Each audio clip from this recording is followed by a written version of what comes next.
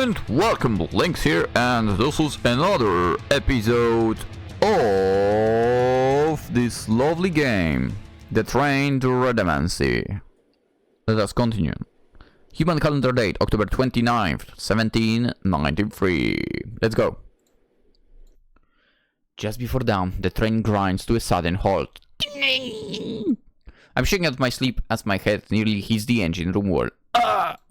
Almost immediately I hear the voices of Alouette and Meru in the cabin. I can't hear what they're saying, but they sound agitated. Cinder, art you alright? What was that? What happened? I know not. After running continuously for days, the sudden silence from the train feels ominous. Let us go to the cup. I nod. Maisie floats swiftly past the kitchen to the cup door and flings it open. Maisie, Cinder. What has happened? Why have we stopped? Instead of answering, Alouette turns to look out the front window. In the pre-dawn light, it's hard to see until it moves. In front of the train is a colossal monster. It's so enormous I thought it was part of the surrounding mountains. Its heavy breathing echoes through the valley we've stopped in. From time to time I've seen these things. When the clouds part, I see dozens of these monsters flying up there. I had no idea they were so big up close. It seems not to have noticed us. This is very bad news. The beast lay straight across our path. Can we not go around it? The mountains are too steep. The hollow reef wouldn't make it. Could we wait for it to move? Time passes slow for beasts of such size. It could be there for months, it could be there for years. You came from the past here, right? How did you get here? Through a mountain pass, the one the beasts now lay across. There might still be a way past it. Mistress Alouette. Well, I don't doubt there could be. It would require us to pass perilously close to that monster. It hasn't noticed us, but we have no idea what it will do if it does. It's feral. We really have to go that close to it. This route takes us through a deep valley.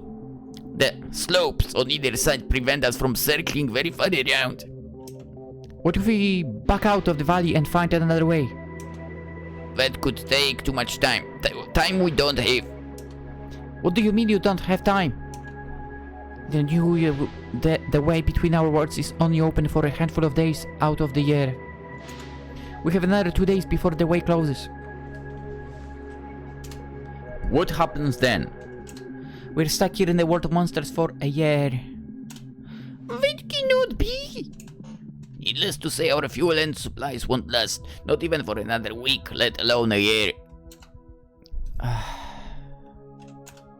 Oh boy. Meow. Well, sitting around moping's not gonna solve that thing. There's nothing to do but back out of the valley and try again, and just be fast enough to still make it. And the more time we spend, this time we aren't running. Alouette climbs up onto the front panel, towering over all of us. Meru, to the maps! Oh yes, Mistress Alouette. Maisie, wait actually. Cinder, I can't ask you to go down with the train. If you want us to drop you back at the nearest volcano, say the word. Hey, wait, hi, what? Hey, what? No. I might not know if I want to go to the human world, but I don't think I want you all to die here, or whatever else might happen. Let me help. Cinder! Hoo, a fine monster you are. Alright then, crewman Cinder. If it gets really bad, we might be counting on you to hit the engine yourself. Can you do that? Sure. Easily. Alouette nods satisfied. Maisie, for now go with Meru on the maps. The maps of the areas of our main route aren't so good. We may need to improvise a bit. Keep an eye out the windows. Yes, ma'am. Let's get this train rolling. And Cinder, you're with me in the kitchen. The kitchen? Why the... Alright, let's go. Alouette pulls her sleeves over her hands so she can push me out of the cab. Hey, what's all this about? She closes the cab door behind us before she answers. I have a special job for you, Cinder. What is it?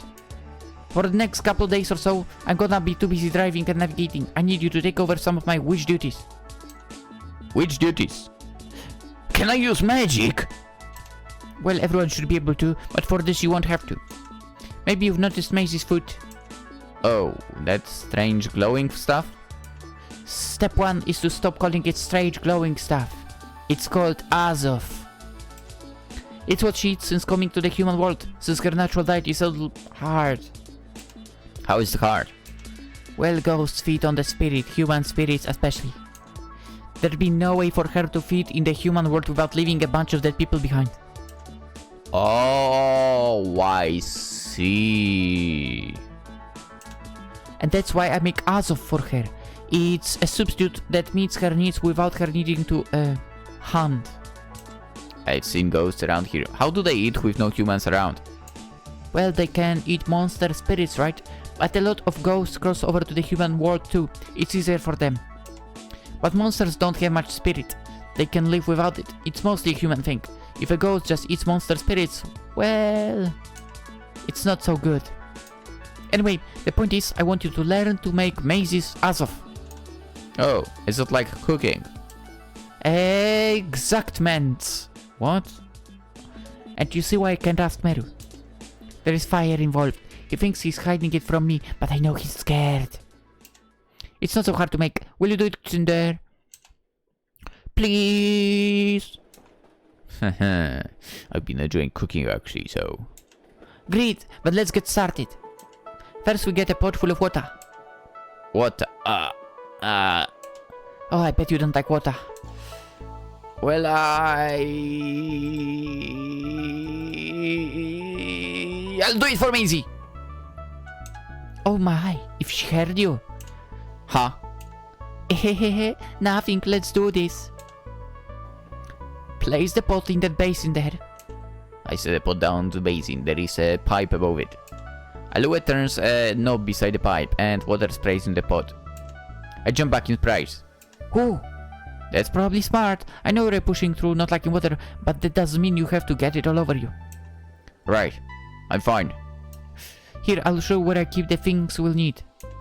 The far right cabinet of the kitchen has a magic circle drawn on it. I'm not surprised, this is where the supplies for this are kept. Alouette takes out a large jar of some strange whitish paste. Take this stick and dip it in the paste. The amount that clings to the stick is good for 1 day's meal for Maisie. I do as she says. The paste has a strange reaction with the water. It wafts off the stick and curls around in the water for its own accord like a living creature. Let's heat up this water. Time to light the stove. Go ahead and light it up. I'm curious to see. Why would we still be asked about that? Small flame, small, always. I make a small flame suitable for the stove. I have a pretty good idea of how strong to make it by now. The stove starts to gently glow. Now you want to get the water hot, but not boil it. If it starts to bubble, take it off the heat. I place the pot onto the stove and let it start warming. Now we say these magic words over the pot. Are you ready? Magic words. They don't really roll off the tongue, so pay attention. Al-Hasref Lalixilia.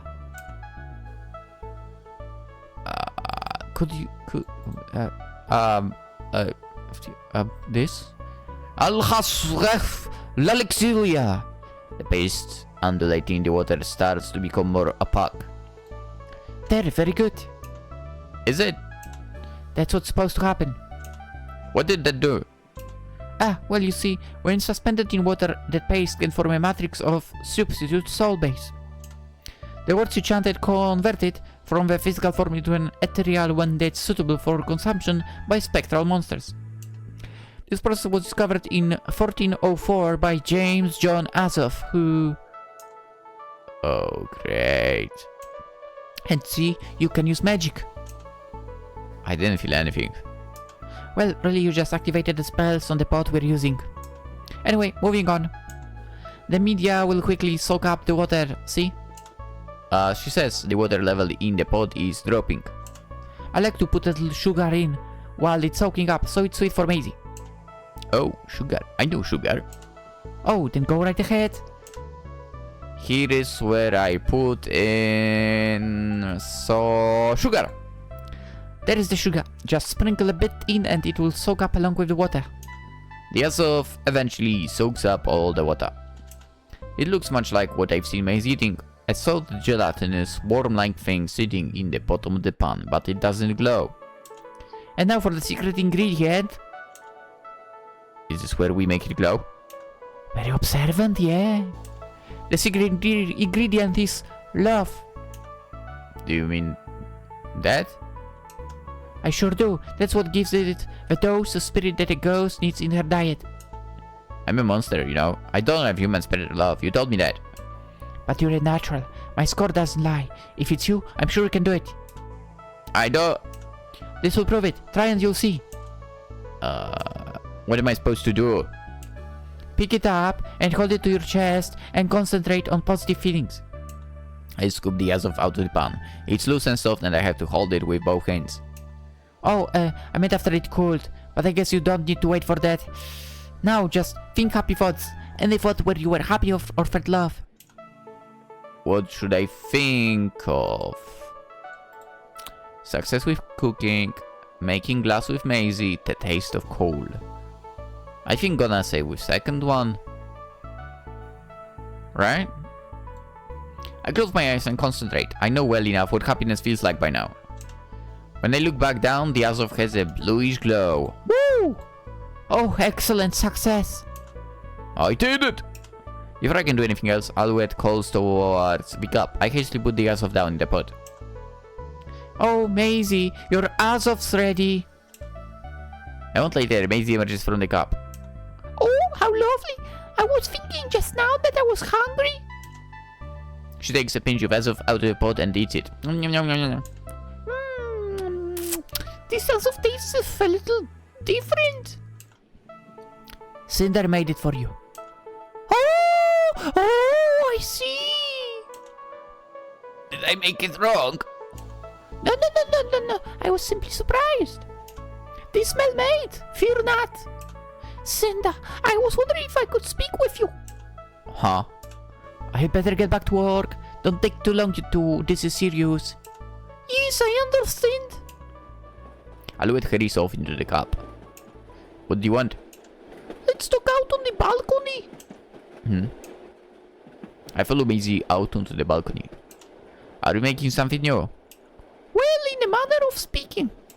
How hast you enjoyed your time on the train? Pretty well. I think I like making things. You might be creative type. So, I was wondering if you would like to try another human thing. What's that? I thought that the two of us could be friends. I've heard you all talk about it, but I'm not really sure I know what that means. Oh, this much like animals being in a pack together.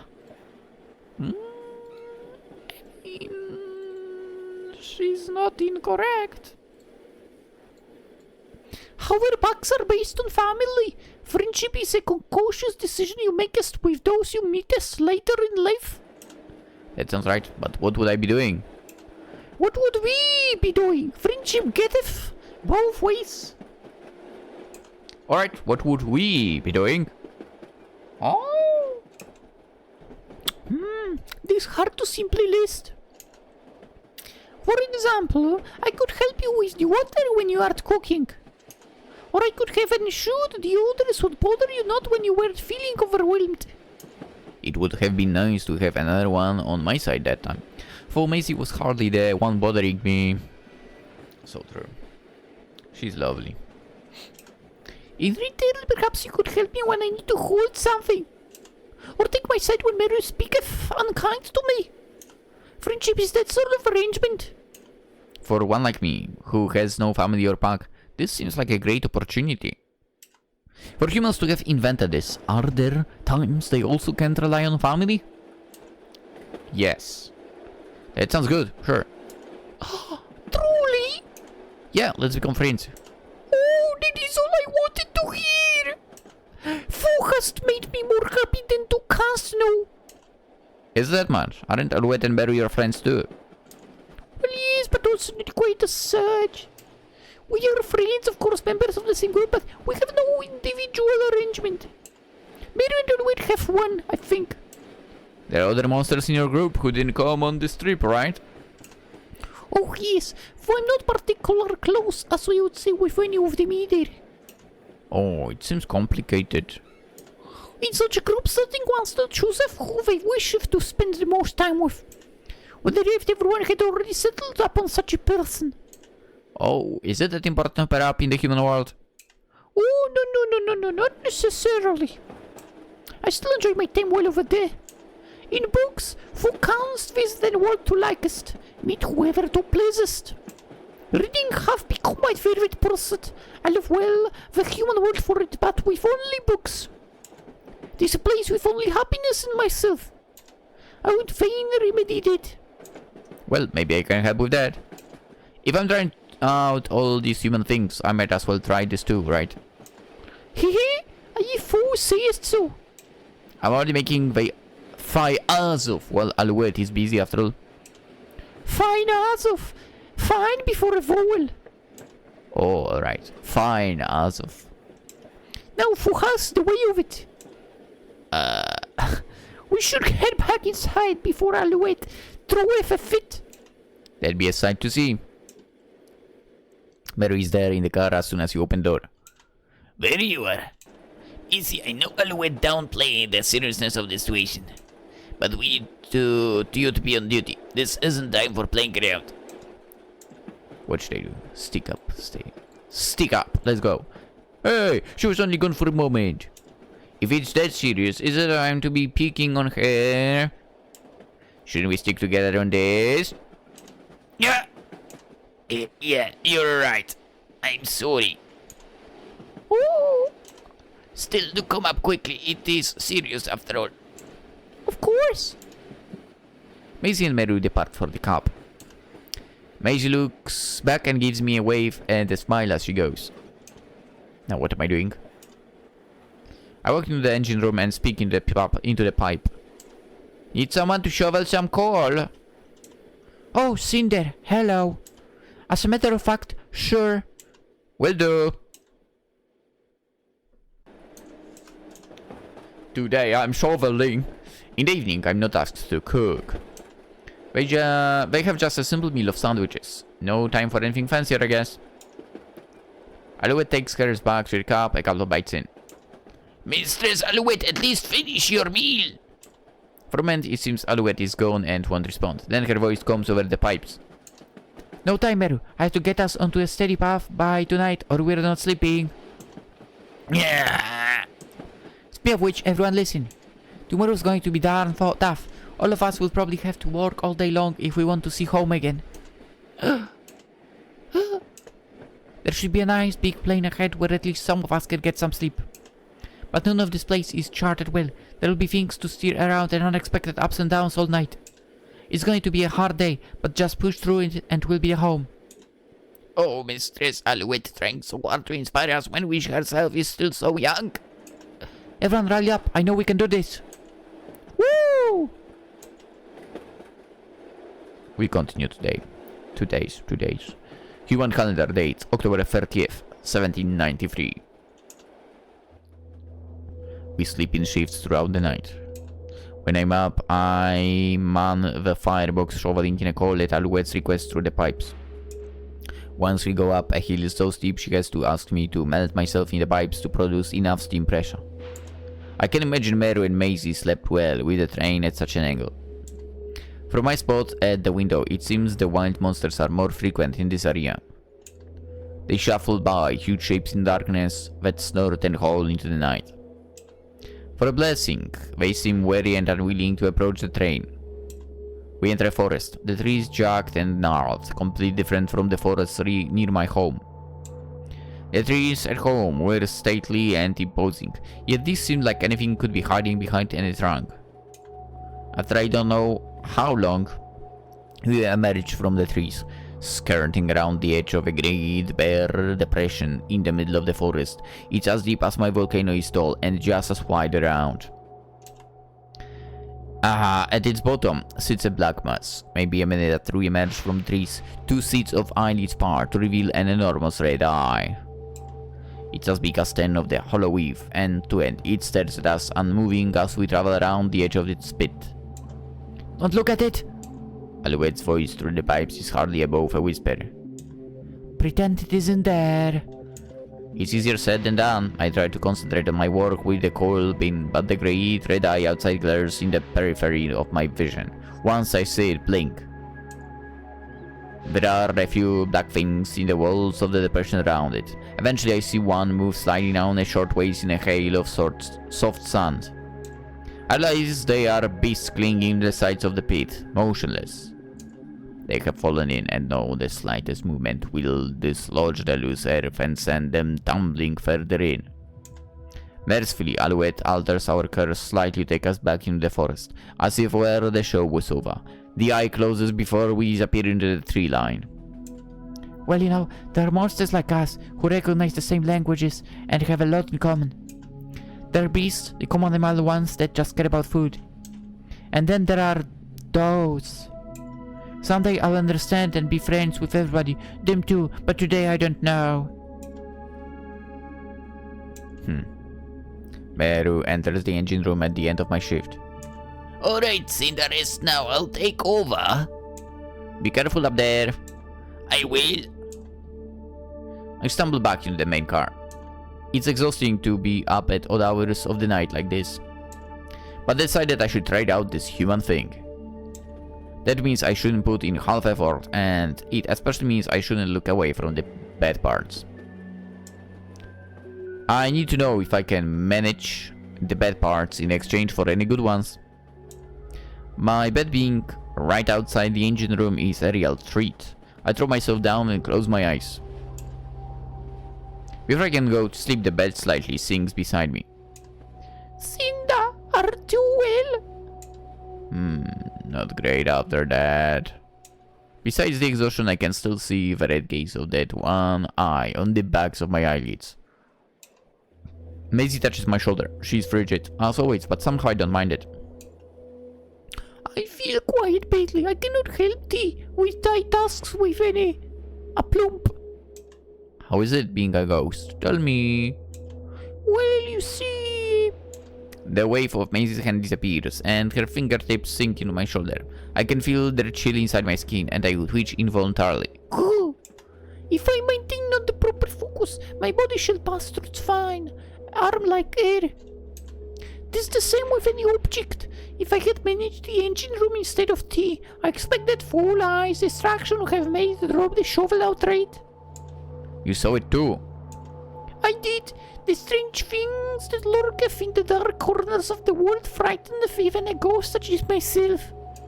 Are you alright?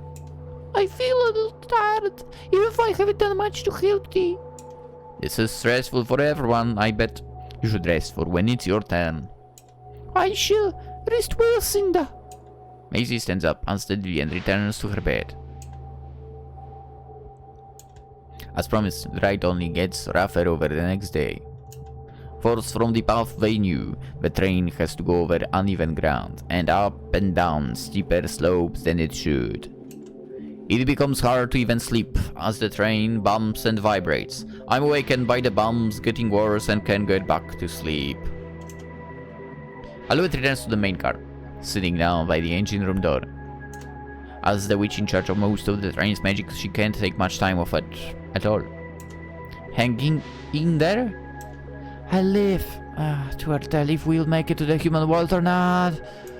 That monster made us take that big of a detour. Sure did, and all day there have been fissures and mountains making us go even further around. Fissures? Sorry, fissures. Fissures. Like a big deep crack in the ground. Meru said I was saying it wrong. Oh. You don't think we'll make it? I said it was well tell. That means we might still make it too. That's good. But it will be tricky. Alouette sighs deeply. She opens up her coat to fan herself. I see that she has the same bones across the front of her chest that I do. The question springs to my mind again. Alouette, Why do we look so similar? Who are you talking about? Me and you and Maisie and Meru. Oh, allow me to explain. Somehow the subject seems to energize her. It's said in occult circles that the monsters here are born from humanity's subconscious. Many of the demons and monsters in our folklore resemble us, and so they're born the same way in this world. Oh, I don't think I understand. They say the world of monsters is a place where fears come to life. I don't know if I believe that exactly, but many of the monsters here, like ghosts and mummies, exist because humans were afraid of those things, and that fear made them real in this world. Can that really happen? Just look at who's around you, and I think you will see. So we are all based on humans. I guess you could put it that way, sure. And that's the main difference between monsters that we can approach and befriend like you, and the ones that are different. Like the one that got in our way, or that Where do they come from? Nobody really knows. Some think the simple beasts are the fears of other animals in the human world, and the stranger ones might be fears from another world. And like what? If you find out, your name will go down in occult history. So nobody knows. They sure don't. The train goes over a particularly nasty bump, jolting us both. Oof, ouch. I hope we don't go over too many more of those. By the way, can I count on you for Maisie's ass off again today? Sure. Thanks, I should be at the controls as much as I can today. Is there effort to be here now? Meru pretty much made me take a break. Even if I don't think we have time for that, I said yes just because we had a flat empty stretch ahead of us. Where is Meru then? In the engine room shoveling. You know it's bad when he's volunteering to be near the fire. Mistress, I'm right in the next room.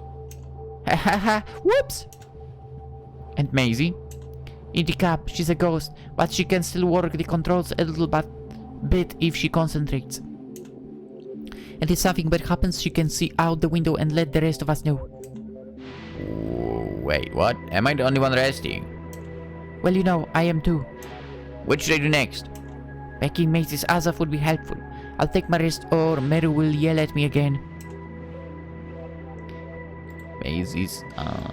I'll do it now. I'll get started making it now. That's the spirit. Thanks. After I finish Maisie's ass off, the afternoon finds Meru and I outside the stopped train. Oh, hurry please, Cinder, I mislike this. I'll do my best. The coupling rod has come detached from the right set of wheels, whatever that means. It must have been all the jolts and vibration. We made our way from the balcony out back to the right side, where I see what everyone was talking about. I remember vaguely seeing this stick that pulled the wheels around in a circle back on my first day. It's still attached to the front two wheels, but it's broken on the way to the third one. Oh no, no, we can't fix this. The window of the cab opens and Alouette peeks out. She's too short to lean out the window to see. How does it look, Meru? The coupling rod has completely snapped in two. What? Mistress Alouette, what do we do? Can we run without? It will affect the drive for sure. We're going to list to the left constantly, and if we have to go up any steep hills. Our elevation is still so low compared to crossover point, we will surely have to. This is a real fix. Maybe we could... No. How did it ever break? Oh, this is a disaster. That huge bump did it. I told you I shouldn't have left the controls. Maisie appears in the window of the main car. I'm sorry. I did not see it coming.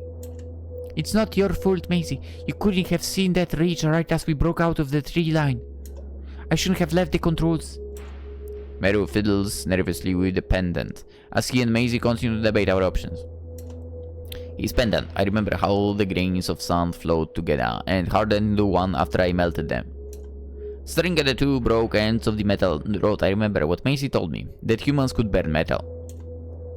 Oi! Everyone stops and stares at me. You can melt metal, right? Hey, what? If you heat it up enough, it will melt and flow together, right? Oh! Now there is an idea. But metal melts even hotter than lava. Can you truly do it? Heat is what I have. Heat and what I can make with it. I have to try. I'm going to try. Alright, let's go with that. I'm going to inch the train forward a bit until the broken parts line up. Tell me when, Meru. Yes, mistress. With a sound of steam rushing through the engine, the train inches forward. A little more, a little more. The two broken ends clash and grind together. Stop! There! Stop! Stop! I take hold of the two broken pieces and start heating up. Oh dear, I pray this works. How is it, Cinder? Very touching. All I have to do is get them to go together. A chill wind whips past the train. I tug the broken coupling rod under my arm to try to heat it more. Several agonizing minutes go by while I warm it up. Meru is on the edge constantly. He scans the plane again and again, looking for approaching monsters. Maisie crosses to the other side of the train from time to time to do the same. It's unnerving being out in the open like this. Our voices echo, as if they might travel for miles. At length, I'm at about the heat. I melted the sand at. The wind blows and I can't shield the hot metal properly. Ah, come on. We're losing all the heat to the air. Hang on, Cinder, I'm coming. Alouette's small footsteps pound their way across the train and out to the back door. She vaults over the balcony railing and rushes up to meet me. Immediately she starts scratching lines in the loose, white dust on the ground. When humans do this, they have a closed vessel, like a foundry. We have to do the same. For she grimaces in pain being so close to the heat, she draws the lines as close to me as she can. Mistress Alouette, please be careful. I have to do this, Meru. Where? Alouette takes a step back, making contorted movements with her arms and fingers. She's flexy! In an instant, I'm surrounded by glimmering blue walls of Alouette's magic. Only the top is left open. The wind kisses, and in the closed environment, the heat starts to build higher. Focus, do it, Cinder! Inside the magic box, it's hot even for me. By the time the metal starts to melt, I realize it's the hottest I've ever been. My skin starts to prickle from the heat. This could be harmful to me. I hurry to get the metal to flow together. I shove the two halves into each other with my fingers and press them together with my palms. There! The box disappears instantly and I stagger out. Alouette raises her arm and chants another spell. A gout of water doses me and the metal I was working on. The water evaporates as soon as it hits me, but it cools me back down to within my comfortable range. I look back at the coupling rod. The area where I forced it together is lumped and blackened, but intact. Phew! Give the stick a little push, please, Maisie. Yes! Maisie heads to the cup, and a moment later the train lurches forward. The coupling rod holds. The third wheel moves together with all the others again. Yes, it works. Oh, joyous day! All hail our hero, Cinder! Cinder, who has done it? Phew, that felt dangerous. Not nearly as dangerous as getting stuck here would have been. Let's all get inside, shall we? Yeah, let's. I've got a last few words to say before tomorrow. Alouette bounds back in the train ahead of us. Phew, what a relief. I'll not soon forget the service you've done us, Cinder. That metal was challenging me and I couldn't refuse. Ho ho ho ho! Spoken like a true craftsman. Let's get inside all this food mine, throw some horrible beastie. Let's go. Meru and I step up onto the balcony, then go back inside. The train is cool compared to the outside. Having experienced excessive heat for the first time, it's nice. Alouette and Maisie sit at the table, and we take our spots with them. Great work today, everyone. It's thanks to everybody we still have a chance of making it out. Our maps cover the area ahead of us now. It should be smooth traveling through the night. Tomorrow morning we'll come to the Dragon's Teeth. Dragon's Teeth? A formation of many jagged rocks that surrounds the crossover point to the human world. Under any other circumstance, we'd spent most of the day weaving carefully through them. But now we don't have the time.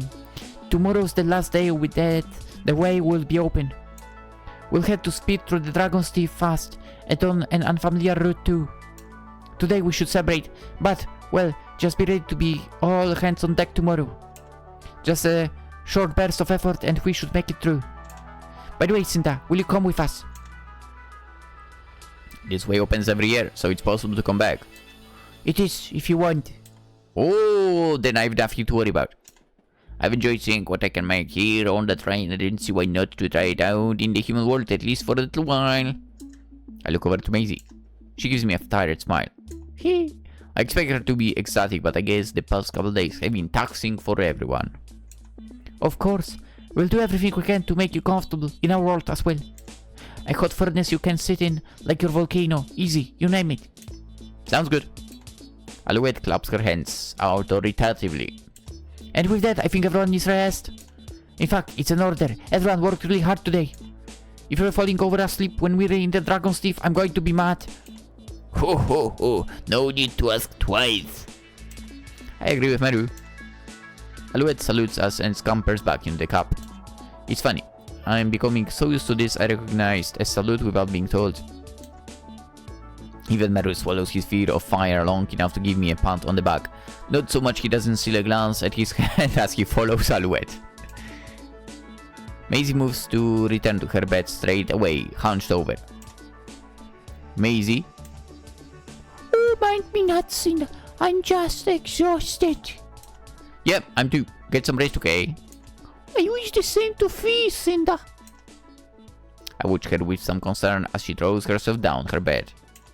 But again, I feel like I'm doing much the same. I'm sure we all do. My bed is soft and inviting. After a hard day's work, I can appreciate it near as much as being adrift in a magma flow. I think I'll be asleep the moment I close my eyes. A year in the human world before, it would have scared me. A year seemed to move so fast when I was alone on the volcano. The snows would come and recede and I would hardly mark them. The past 5 days have felt nearly as long to me as the time between the snowy seasons. With so much time to look forward to, I feel sure. If I come back, it will be with the knowledge I need to smile more.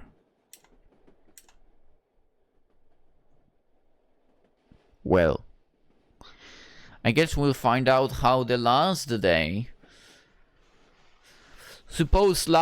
goes if we succeed in going to the human world, or if we actually have to stay with everyone around. So yeah, we'll continue tomorrow. For now, hope you enjoyed. If you did, consider liking the video. If you are new around, consider subscribing too. Always appreciated. But most importantly, have a wonderful day. Bye bye.